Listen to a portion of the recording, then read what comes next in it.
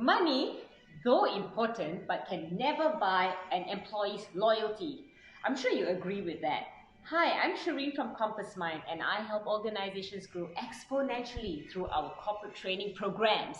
So you may ask, what are the strategies to retain an employee?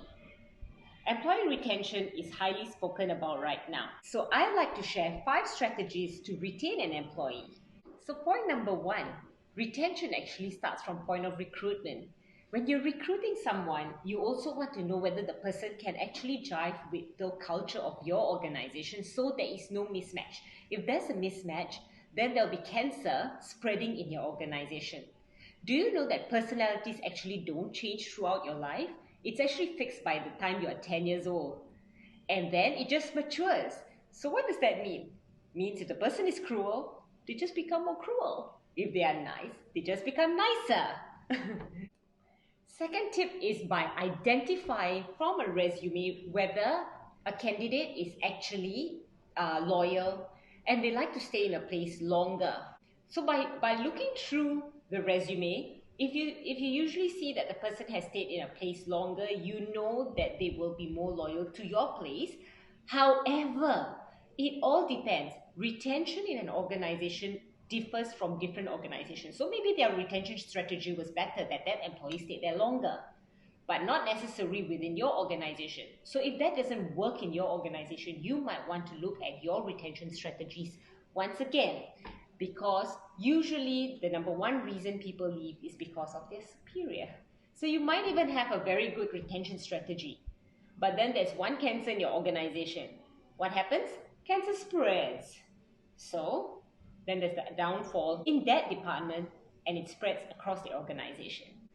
Tip number 3, always provide a clear pathway and career enhancement for an employee.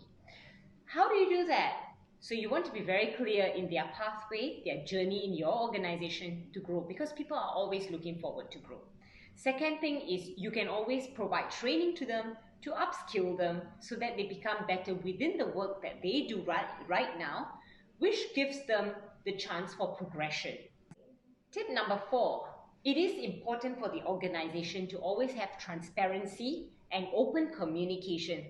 Keeping things away from the employee just makes it more agitating for the employee. It's better to open the books, let the can of worms out, and let everyone be part of what's happening in the organization. So very clear and concise communication is very important for employees nowadays. Unlike many years ago, management decides and everyone follows. But right now, everyone wants to be part of it. Employees are part of the organization. We give them the empowerment. They bring back so much value to us. Tip number 5 is one of the most important tips, but I notice many organizations don't do it. Tip number 5 is actually recognizing employees for what they are valued for. If they do a good job, why not give them a pat on their back? Recognize. Recognition is where every baby cries for and every adult craves for. So why not give the recognition due when it's necessary? Why keep it to ourselves and not let them know? Because the more you recognize them, the more motivated they are and the more output there will be from the employee.